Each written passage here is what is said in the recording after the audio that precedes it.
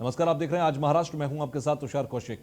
मणिपुर में शहीद हुए जलगांव जिले के 40 गांव तहसील के तंबोले के निवासी जवान सागर रामा धनगर का राजकीय सम्मान के साथ अंतिम संस्कार किया गया। शहीद जवान सागर को अंतिम विदाई देने के लिए तंबोले समेत क्षेत्र के गांव से लोगों की भीड़ जुटी रही। आज सुबह ही शहीद जवान सागर का पार्थिव उनके गांव तंबोले लाया गया था। शहीद को अंतिम विदाई के देने के लिए लोगों का जनसैलाब उमड़ पड़ा।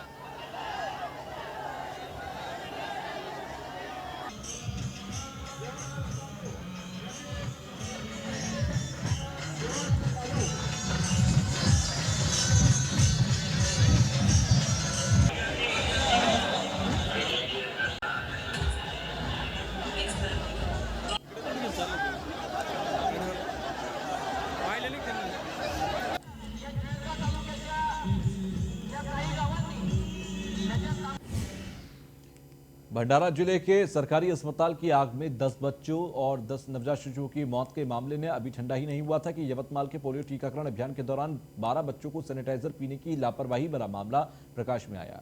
दुर्घटना की वजह से 12 बच्चों को फिलहाल अस्पताल में भर्ती कराया गया, जहां उनका इलाज जारी है। ये सभी बच्चे 5 वर्ष से कम उम्र के हैं। लापरवाही भरी यह घटना यवतमाल जिले के घांची प्राथमिक स्वास्थ्य केंद्र की है। यहाँ कपासी कोपरी इलाके के अंदर बच्चों को पोलियो की खुराक दी जा रही थी। इसी दौरान बच्चों को पोलियो ड्रॉप की जगह सैनिटाइजर पिला दिया गया। इस वजह से 12 बच्चों की तबीयत बिगड़ गई।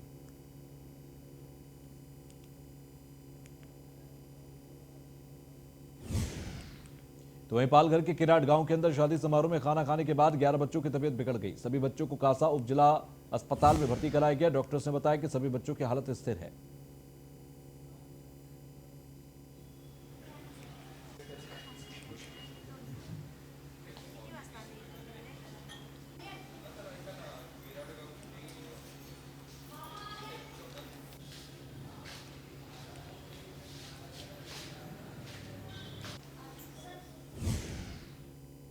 तो कृषि कानूनों को वापस करने की मांग पर अड़े किसान संगठनों ने 6 फरवरी को देश भर में 3 घंटे का चक्का जाम करने का फैसला किया। किसानों के आंदोलन को अब खुले तौर पर राजनीतिक दलों का समर्थन भी मिल रहा है। शिवसेना सांसदों का एक प्रतिनिधिमंडल गाजीपुर बॉर्डर पर किसानों का समर्थन करने पहुंचा। इस प्रतिनिधिमंडल की अगुवाई शिवसेना के सांसद और प्रवक्ता संजय राउत ने की। संजय राउत ने यहाँ किसानों से मुलाकात की और राकेश टिकैत से भी मिले। संजय राउत ने यहाँ कहा कि किसानों के साथ जिस तरह का बर्ताव किया जा रहा है, ऐसे में हमारा समर्थन जताना जरूरी है। शिवसेना सांसद ने कहा कि भारत सरकार और उद्धव ठाकरे किसानों के आंदोलन का पूरी तरह समर्थन करते हैं।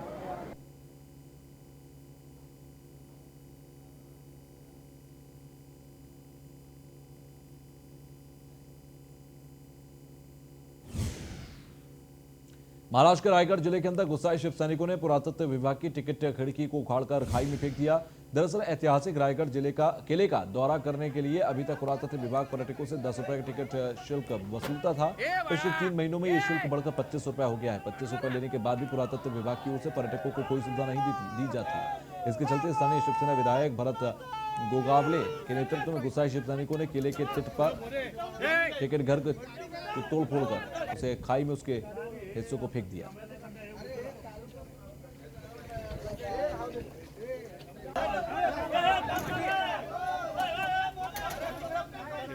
अरे बाजूला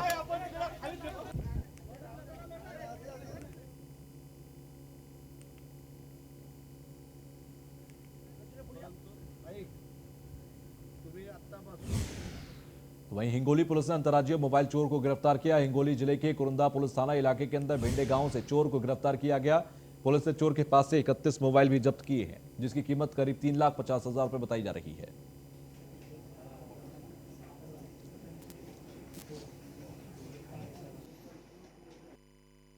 महत्वपूर्ण आरोपी निकले सुरजीत सिंह राजपाल सिंह टाक, जिसकी उम्र 32 वर्ष है और जिसके खिलाफ अब तक 25 पूर्व क्राइम्स रजिस्टर्ड हैं। और दूसरे जो है जीत सिंह राजपाल सिंह टाक, जो उनके बंधु ही हैं, इनके खिलाफ 23 क्राइम्स ऑलरेडी रजिस्टर्ड हैं। ये सारे क्राइम्स जो हैं मोस्टली सेंधमारी के हैं और सेंधमारी गंभीर क्राइम में नहीं आता, इसलिए जब भी इन्हें बेल मिल जाता है अंडर ट्रायल प्रिजनर कोर्ट या रखने के फेवर में नहीं होती है, जेल भी रखने के फेवर में नहीं होती है, तो ये जब भी बाहर निकलते हैं पुनः इसी तरह का क्राइम करते हैं और इसीलिए इन पर क्राइम की संख्या इतनी बड़ी होती जा रही है। अब इन पे प्रोहिबिशन ऑफ ऑफेंडर्स एक्ट के अंतर्गत कार्रवाई करने का अब हम निर्णय ले रहे हैं। अगर प्रोहिबिशन ऑफ ऑफेंडर एक्ट के अंतर्गत हम कार्रवाई लेंगे तो शायद इन पर अधिक असरदार कार्रवाई। तो वहीं नांदेड़ के अंदर दिन दहाड़े रिवॉल्वर दिखाकर लूट की वारदात सामने आई। शहर के पद्मजा सिटी के पास बाइक सवार दो बदमाशों ने दूध के कंटेनर के चालक और सुपरवाइजर से 2,77,000 रुपए लूट लिए। सूचना मिलने पर मौके पर पहुंची पुलिस ने दोनों आरोपियों को गिरफ्तार कर लिया।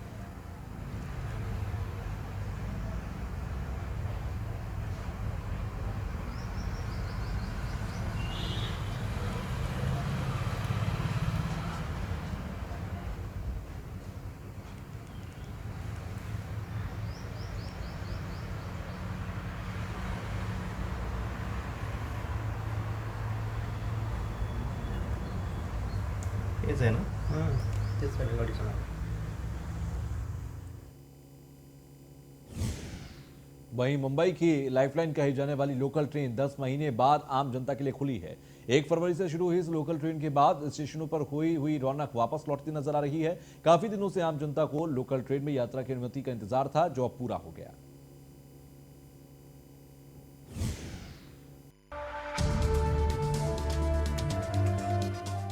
अनलॉक में जब से दफ्तर खुलना शुरू हुए हैं, तब से लोगों को आने जाने में काफी दिक्कतों का सामना करना पड़ रहा है। ऐसे में सरकार और रेलवे की तरफ से लोकल ट्रेन में यात्रा करने की अनुमति देने काफी राहत भरा कदम है। मुंबईकरों को 10 महीने से भी ज्यादा समय के बाद उनकी लाइफलाइन मिली है। पहले हाईवे से जब ट्रैवल करते थे तो पैसा भी ज़्यादा जाता था और टाइम भी ज़्यादा जाता था, और ट्रेन शुरू हो गई तो सब मतलब अच्छा हो, मतलब तकलीफ नहीं है अभी किसी चीज़ की। पर जो थोड़ा टाइमिंग है वो मॉर्निंग का 7 के बदले 8 तक रखे तो और अच्छा हो जाएगा।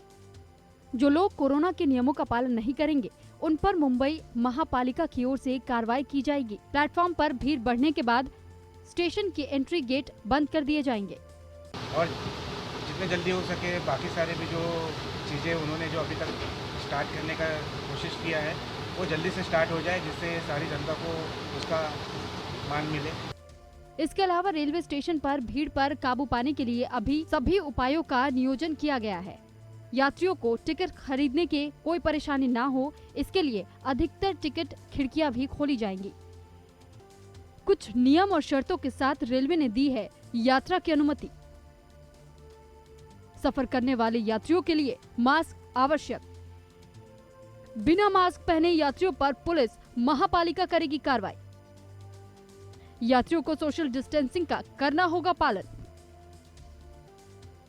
आम जनता को दिन की पहली लोकल चलने से सुबह 7 बजे तक, फिर दोपहर 12 बजे से शाम 4 बजे तक और उसके बाद रात 9 बजे से आखिरी लोकल चलने तक यात्रा करने की अनुमति दी गई है।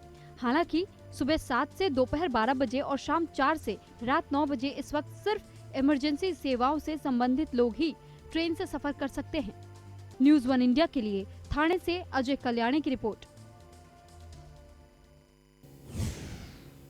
तो वही अमरावती के तत्कालीन पुलिस आयुक्त अमितेश कुमार पर मानवीय हक आयोग ने 1 लाख रुपए का जुर्माना लगाया। ये राशि शिकायतकर्ता कंचनमाला उनकी 2 बेटियों को देने का आदेश दिया है।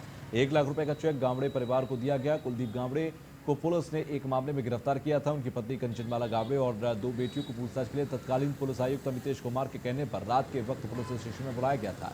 इसी मुद्दे को लेकर कंचनमाला गावड़े ने मानवीय हक आयोग से न्याय की अपील की थी।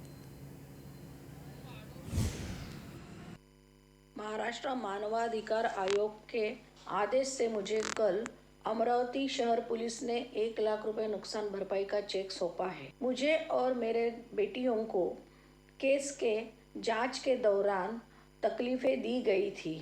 इस आदेश में ये भी कहा गया है कि मुझे और मेरे बेटियों को नुकसान भरपाई।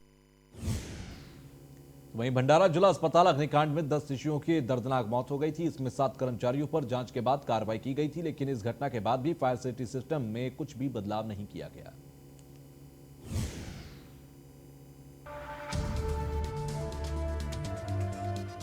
नौ जनवरी की सुबह भंडारा जिला अस्पताल में हुए अग्निकांड में 10 शिशुओं की मौत ने पूरे देश को झकझोर कर रख दिया। आनन फानन राज्य सरकार की ओर से इसमें जांच कमेटी भी बिठाई गई। जांच कमेटी ने अस्पताल के 7 कर्मचारियों के खिलाफ निलंबन और टर्मिनेशन की कार्रवाई की। 9 जनवरी को जो दुर्घटना घटी थी उसकी पुनरावृत्ति ना हो, इसके लिए रुग्णालय प्रशासन और जिला प्रशासन ने कुछ स्टेप्स लिए हैं। पहला स्टेप तो अभी अपने पास जो इंफ्रास्ट्रक्चर अवेलेबल है फायर का, उसी में से फायर एक्सटिंग्विशर जो थे उसकी फिर से चेकिंग कर ली, फायर की मॉक ड्रिल ली है। नहीं, एक्चुअली पूरे हॉस्पिटल में एक ही इलेक्ट्रिशियन की पोस्ट है और एक इलेक्ट्रिशियन वो और एक इलेक्ट्रिशियन पीडब्ल्यूडी का, ऐसे 2 इलेक्ट्रिशियन 12-12 घंटे की ड्यूटी अभी कंपलसरी हॉस्पिटल कैंपस में रुक के ही करते। जिला अस्पताल में हुए इस हादसे ने सभी को हिलाकर रख दिया। अस्पताल ने सिक न्यूबॉर्न केयर यूनिट में आग की वजह से 10 नवजात बच्चों की जान चली गई। इनमें कुछ बच्चे ऐसे थे जिनका जन्म ही एक दिन पहले हुआ था। वो मंजर याद कर आज भी वहां पर मौजूद रहे प्रत्यक्षदर्शियों की आंखें नम हो जाती हैं। आज खड़े भंडारा जिला सामान्य अस्पताल के पास, जहां 9 जनवरी को आग लगने से 10 नवजात शिशुओं की जलकर मौत हो गई थी। लेकिन इसके बाद भी देखा जा रहा है कि इस अस्पताल में फायर एंड सेफ्टी के पुख्ता इंतजामात न होने की वजह से ये घटना हुई थी। लेकिन आज 1 महीना होने को जा रहा है, लेकिन प्रशासन की ओर से इसके पुख्ता इंतजामात नहीं किए गए हैं। तो आप देख सकते हैं कि अगर इस तरह की घटना दोबारा हो तो इसका जवाबदार किसे ठहराया जाएगा। न्यूज़ 1 इंडिया के लिए सरवर शेख भंडारा। तो रायगढ़ जिले के पनवेल उरुण तालुका में सानिया अग्रे समुदाय जमीन की कीमत के कारण आर्थिक रूप से समृद्ध है। रायगढ़ जिले के कांग्रेस नेता महेंद्र घरत ने अपनी पूरी प्रॉपर्टी का 1/4 हिस्सा अपनी बेटी के नाम कर मिसाल पेश की है। घरत ने अपनी लंदन से पढ़कर आई बेटी की शादी राजस्थान के उम्मेद पैलेस में कराई। शादी के बाद मायके से लौटी अपनी बेटी को घरत ने अपनी संपत्ति का 1/4 हिस्सा उसके नाम कर दिया। संपत्ति का 1/4 हिस्सा अपनी बेटी के नाम पर कर घरत ने बेटा बेटी एक समान का संदेश दिया।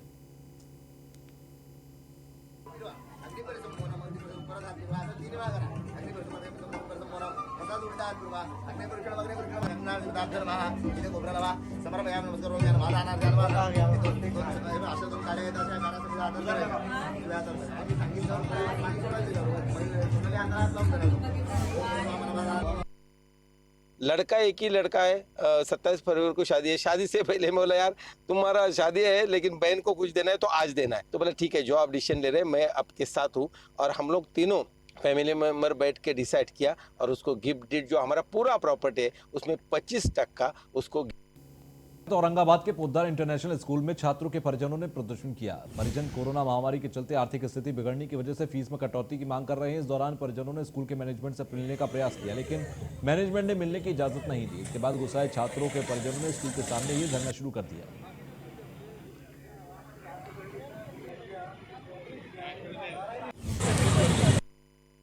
हम लोग स्कूल को यही विनंती कर रहे हैं कि इस साल के उन्होंने अकाउंट्स बुक हमको दिखाना, उनका क्या खर्चा हुआ है और उस अनुसार उन्होंने फीस मांगना। हम सभी पेरेंट्स फीस भरने के लिए तैयार है। एक भी पेरेंट यहाँ ऐसा बैठा हुआ नहीं है जो फीस भरने के लिए तैयार नहीं है। सभी ने 10-11 साल से हमारे बच्चे स्कूल में पढ़ रहे हैं। पूरी फीस जितनी भी स्कूल ने डिमांड की हमने आज तक भरी है। इसके आगे भी हम फीस भरने के लिए तैयार है, लेकिन इस साल जो फीस उनकी जो उनका खर्चा हुआ है उन्होंने वो बताना चाहिए और उस हिसाब से हम लोग फीस भरेंगे, ऐसा हमारा कहना है। हम लोग तो सरकार की वाहन स्क्रैपिंग नीति के मोटर चालकों के बीच काफी हलचल और नाराजगी पैदा करती है। महाराष्ट्र वाहतूक सेना के सरकार के स्क्रैपिंग का निर्णय वापस नहीं लेने पर उग्र आंदोलन की चेतावनी दी।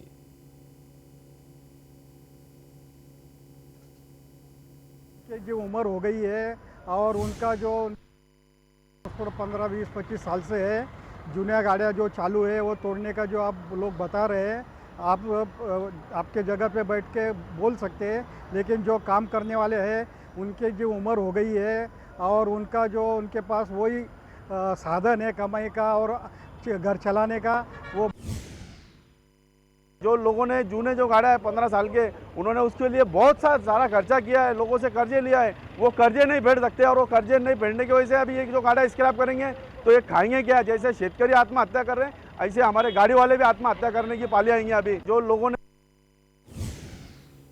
वहीं ठाणे जिले के अंबरनाथ के रोहित भोरे ने 3 मिनट में 950 घूसे मारकर Guinness book of world record में अपना नाम दर्ज किया। छाती के स्तर पर 3 मिनट में 950 घूसे मारकर रोहित ने यह विश्व रिकॉर्ड दर्ज किया है। हालांकि रोहित को इस रिकॉर्ड के लिए 919 घूसे ही मारने थे, लेकिन इस तरह के कराटे में रिकॉर्ड बनाने वाले रोहित पहले खिलाड़ी बने हैं। तो रोहित बोरे हैं जिन्होंने गिनीज बुक में अपना नाम दर्ज कराया है। 3 मिनट में 950 घूसे मारकर अपना नाम दर्ज कराया। रिकॉर्ड तोड़ने के लिए 919 घूसे मारने थे, लेकिन उन्होंने 3 मिनट में 950 घूसे मारे।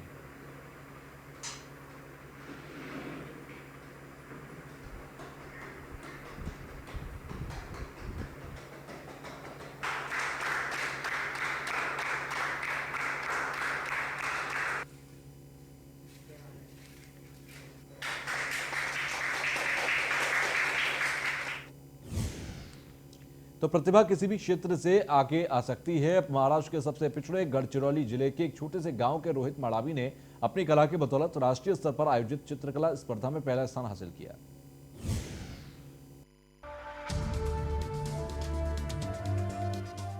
गढ़चिरौली वैसे भी पिछड़े जिलों में आता है।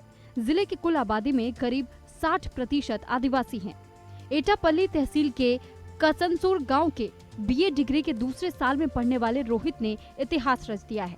यूनेस्को स्कूल ऑफ महाराष्ट्र और एसोसिएशन ने नई दिल्ली द्वारा कोविड मुक्त भारत विषय पर राष्ट्रीय ऑनलाइन चित्रकला प्रतियोगिता का आयोजन किया था। इस प्रतियोगिता में पूरे देश से 45,000 लोगों ने सहभागिता की थी, जिसमें रोहित ने पहला स्थान हासिल किया है।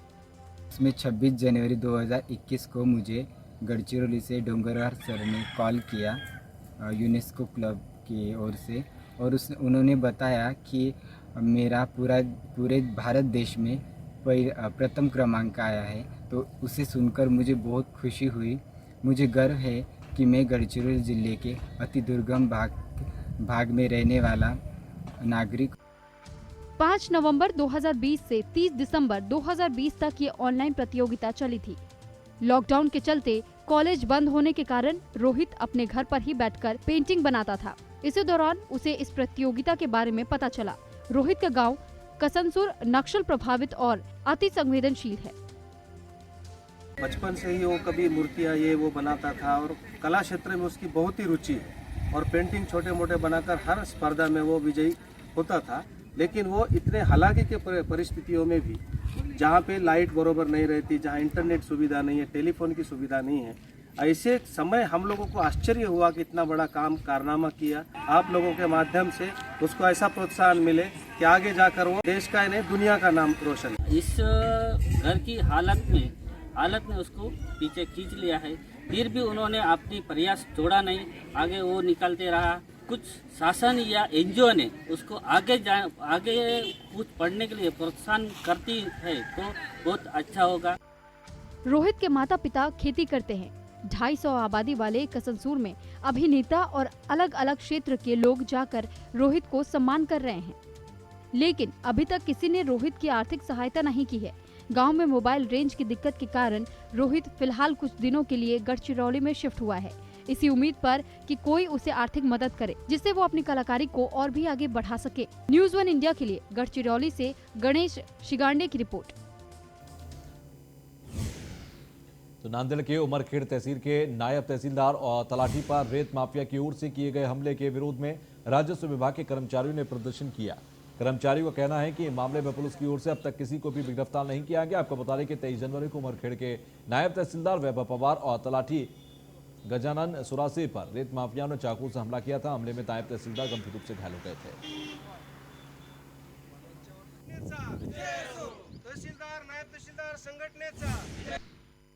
गवर्नमेंट ऑफ महाराष्ट्र ने एक सर्वकष ऐसा रेती का धोरण पॉलिसी डिसीजन अच्छा लेना है, एक जिसमें सभी अंगों से वो पॉजिटिव हो, लोगों को आम जनता को भी रेती मिल सके, गवर्नमेंट को रेवेन्यू भी अच्छा मिले और हम सब अफसर और सब कर्मचारी के लिए भी वो अमल बजावनी करने के लिए अच्छा हो। बारे में न्याय नहीं मिलेगा तो हम आगे की 8 तारीख से कायम कंटिन्यूअसली। वहीं दुनिया का सबसे बड़ा अशोक स्तंभ नांदेड़ भोकर राष्ट्रीय महामार्ग पर महाविहार के पास बनाया जा रहा है। राजस्थान के शिल्प कलाकार इस स्तंभ को बना रहे हैं। नांदेड़ शहर से महज 10 किलोमीटर दूर पर महाविहार बाबरी नगर में दुनिया का सबसे ऊंचा 65 फीट का अशोक स्तंभ बनाया जा रहा है। स्तंभ के निर्माण का काम अंतिम चरणों में है। मध्य प्रदेश से लाए गए लाल पत्थर से राजस्थान के शिल्पकार इस स्तंभ का निर्माण कर रहे हैं।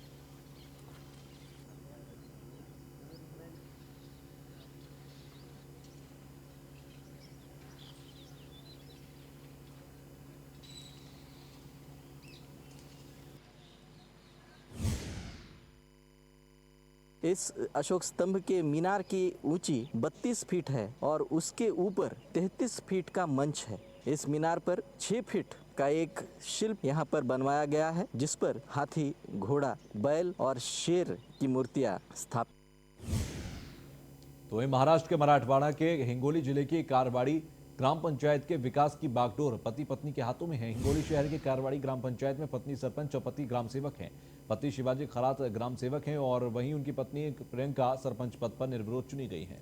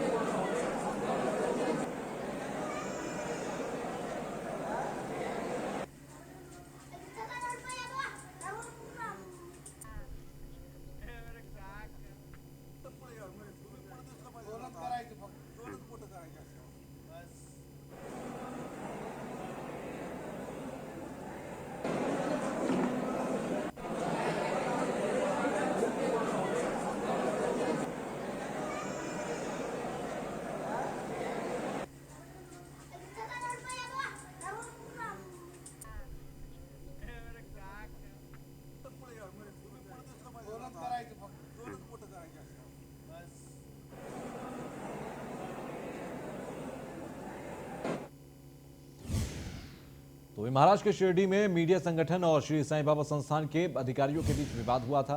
एक निजी चैनल के पत्रकार और कैमरामैन के खिलाफ संस्थान के अधिकारियों ने एफआईआर दर्ज कराई थी। एफआईआर दर्ज करने के बाद मीडिया संगठनों ने इस मामले में सही तरीके से जांच कराने की मांग की है।